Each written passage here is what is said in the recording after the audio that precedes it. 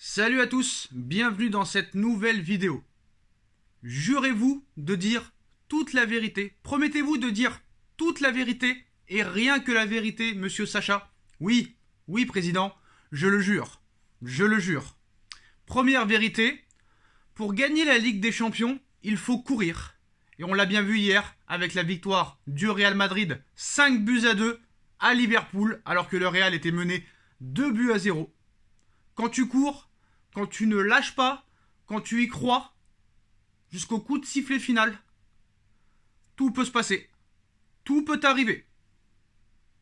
Et très clairement, pour pouvoir aller très loin en Ligue des Champions, pour pouvoir être performant au niveau du jeu, au niveau des contres et au niveau de l'efficacité devant le but, tu dois courir.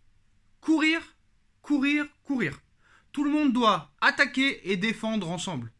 Tout le monde doit récupérer ensemble. Tout le monde doit jouer ensemble pour le collectif. Voilà la première vérité du jour. Et à l'heure où on parle, demandez à Naples, demandez au Real Madrid, demandez à tous ces clubs comme Manchester City qui courent, qu'ils courent, qu'ils courent. Et à l'arrivée, ils sont très très performants. Et un match n'est jamais fini. Qu'on soit mené 1-0, 2-0, 2-1, 3-1, 4-2, le match dure minimum 90 minutes. Et avec les arrêts de jeu, ça peut durer 95, 96 minutes. Pour être performant, il faut toujours y croire. Et surtout, courir, courir, courir. Et ça, le Paris Saint-Germain ne le fait pas depuis de nombreuses années. Et tant que le PSG ne le fera pas, le PSG ne sera pas performant. Voilà la première vérité. La deuxième vérité est que Kolo Muani peut rester à Francfort manger des saucisses. Je n'ai rien contre lui, c'est un joueur qui a été formé à Nantes, qui a fait un bon parcours de Ligue 1 à Nantes, qui a été en équipe de France grâce aux nombreuses blessures qu'a subi l'équipe de France entre les Benzema et compagnie. Et il s'est retrouvé là un petit peu par hasard. D'accord, il fait une très grosse saison avec l'Eintracht Francfort. Il a marqué plus de 15 buts. Mais contre qui a-t-il mis ces 15 buts? Contre qui a-t-il mis ces 15 buts? Voilà, et on a pu voir hier au haut niveau, face à l'un des favoris à la victoire finale en Ligue des Champions, le Napoli, premier de Serie A, avec plus de 15 points d'avance sur l'Inter de Milan, avec une équipe exceptionnelle, un entraîneur exceptionnel, un public exceptionnel. On a vu que le Napoli hier, sans forcer, a gagné 2-0. Mais le Napoli, pour moi, à l'heure actuelle, fait partie du top 4 européen. Et la deuxième vérité, c'est que Kolo Muani, pour moi, au haut niveau, n'est pas encore prêt. Il a une très grosse marge de progression. Et Kolo Muani, 100 millions d'euros, ça me fait doucement rire. Il en vaut même pas la moitié à l'heure où on parle. Quand il mettra des buts contre de très grosses équipes, on verra, on pourra en reparler. Mais pour l'instant, il n'a pas été décisif contre les grosses équipes. Hier, il a échoué, il n'a pas marqué et surtout, il a eu un carton rouge. 100 millions Kolo Muani, même pas en rêve, qui reste à Francfort manger des saucisses et on laisse la place à Manchester United et au Bayern de Munich. Même si je suppose que peut-être ces équipes-là seront plus amènes à le faire progresser. Mais à l'heure où on parle, Kolo Muani, 100 millions d'euros, c'est même pas la peine.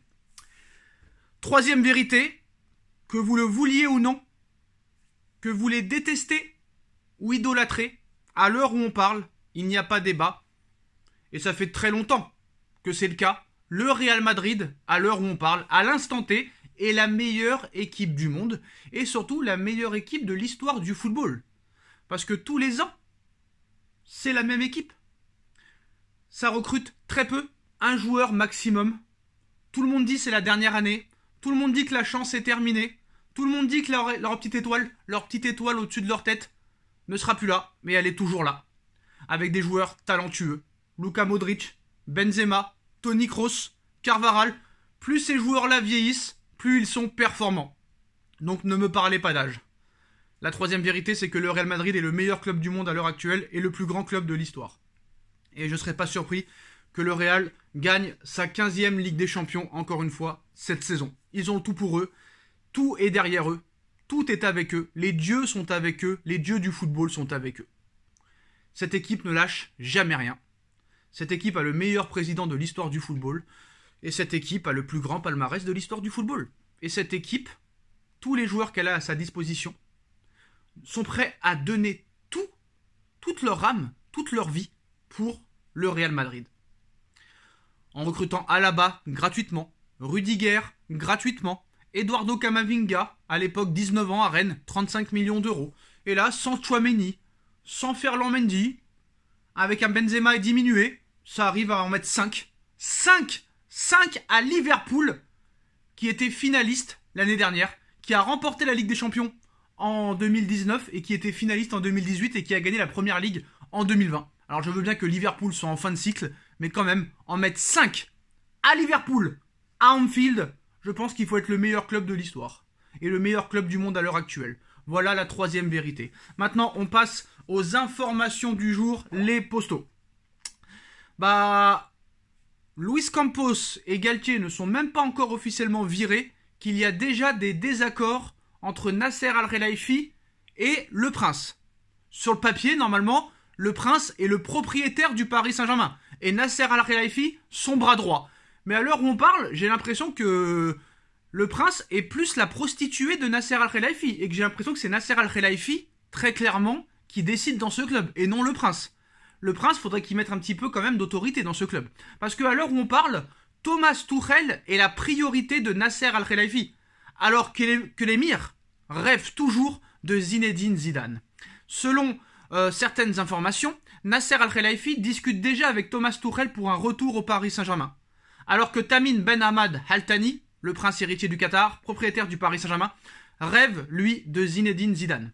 Alors, il y a beaucoup d'informations. L'avenir de Christophe Galtier à la tête du Paris Saint-Germain est pour le moins incertain. Tout indique qu'une élimination en 8e de finale de Ligue des Champions face au Bayern de Munich sera fatale pour l'ancien entraîneur du LOSC et de l'OGC Nice.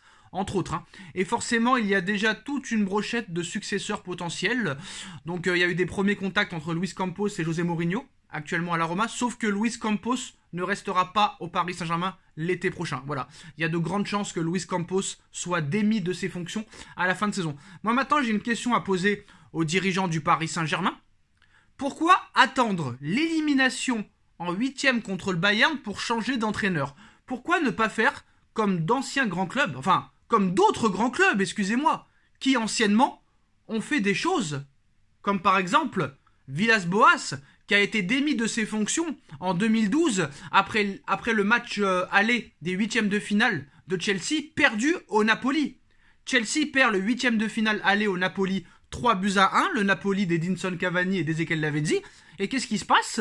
Après cette défaite à l'aller, Chelsea vire sur le champ Monsieur André Villas-Boas, qui est remplacé par Roberto Di Matteo.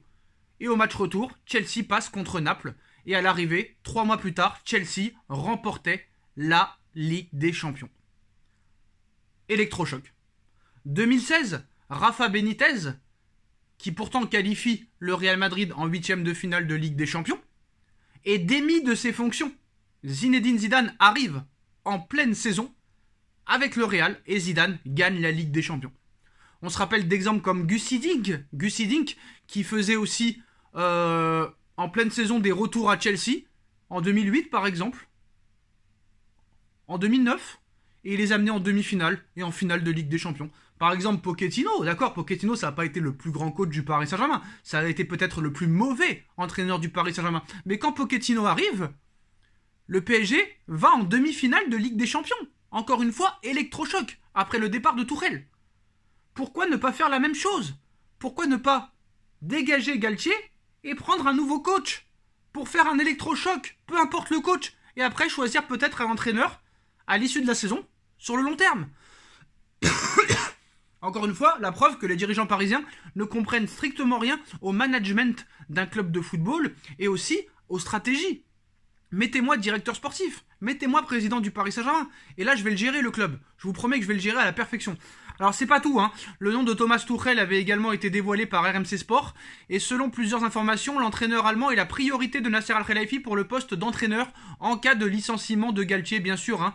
L'Allemand, qui a déjà connu le Paris Saint-Germain entre 2018 et 2020, discute quotidiennement avec le président du Paris Saint-Germain. Ce dernier a également des contacts fréquents avec l'entourage de l'Allemand, qui avait mené le club de la capitale en finale de cette fameuse Ligue des Champions Final 8 en 2020. Alors actuellement sans club, suite à son départ de Chelsea en septembre dernier, le tacticien germanique est pour l'instant assez sélectif, quant à son choix futur. Donc selon plusieurs sources, il a déjà dit non à plusieurs clubs et à plusieurs sélections nationales. Le Paris Saint-Germain va donc devoir se montrer convaincant. Seulement la priorité de Nasser Al-Khelaifi n'est pas forcément celle des hautes sphères qataris. Et je suis d'accord avec les hautes sphères qataris pour une fois. Pourquoi Nasser Al-Khelaifi veut faire revenir Thomas Tuchel? Thomas Tuchel n'a fait progresser aucun joueur en 2 ans et demi. Avec Tuchel, il n'y a aucun joueur qui a progressé. Tuchel a foutu la merde dans le vestiaire. Tuchel a tué Julian Draxler. Tuchel a tué Leandro Paredes. Tuchel a tué Mauro Icardi. Et ça, faut pas l'oublier. C'est lui qui a foutu la merde au Paris Saint-Germain. C'est lui qui a cassé le groupe en deux et on veut ramener ce mec-là en tant qu'entraîneur. Est-ce que Nasser Al-Khelaifi n'est pas un ennemi du club? Honnêtement, Tuchel, je n'en veux pas. Je n'en veux pas. Alors, Tamim Benhamad Al-Thani souhaite lui toujours enrôler Zinedine Zidane, comme ce fut déjà le cas à plusieurs reprises ces dernières années. En début du mois, on a vu déjà que les Qataris rêvaient encore de Zizou. Seulement, la légende du football français n'a pas l'intention de travailler avec Luis Campos et forcément son attache à la ville de Marseille est aussi à prendre en compte. Excusez-moi. Toujours est-il que les heures de Campos à Paris sont comptées.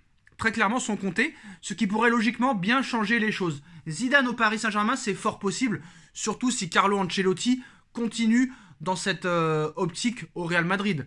S'il continue à enchaîner les Ligues des Champions, Carlo Ancelotti restera encore longtemps l'entraîneur du Real Madrid. Pour rappel, Carlo Ancelotti a été l'entraîneur du Paris Saint-Germain entre 2012 et 2013. Oui, ce n'est pas un fantasme, c'est la vérité. Alors maintenant, s'il y avait un choix à faire honnêtement entre Zidane et Thomas Tuchel, c'est Zidane les yeux fermés. On ne peut pas faire du neuf avec du vieux. Thomas Tuchel a cassé le groupe, a cassé le vestiaire. Pourquoi on va ramener un mec comme ça qui a tué le groupe en deux? D'accord? Alors c'est vrai qu'entre Thomas Tuchel et Galtier, il n'y a quand même pas photo. Tuchel est plus performant. Mais pour moi, Tuchel est un entraîneur, comment dire, un entraîneur sur le court terme. Voilà, sur 1 an, ça peut marcher et après, c'est terminé. C'est un peu comme Bielsa, un peu comme tous ces mecs-là. Donc maintenant, on a vu une interview aussi intéressante hier soir de Daniel Riolo, qui avait été le premier à dire que Zidane allait atterrir au Paris Saint-Germain l'été dernier. Malheureusement, ça avait failli se faire, mais ça ne s'était pas fait.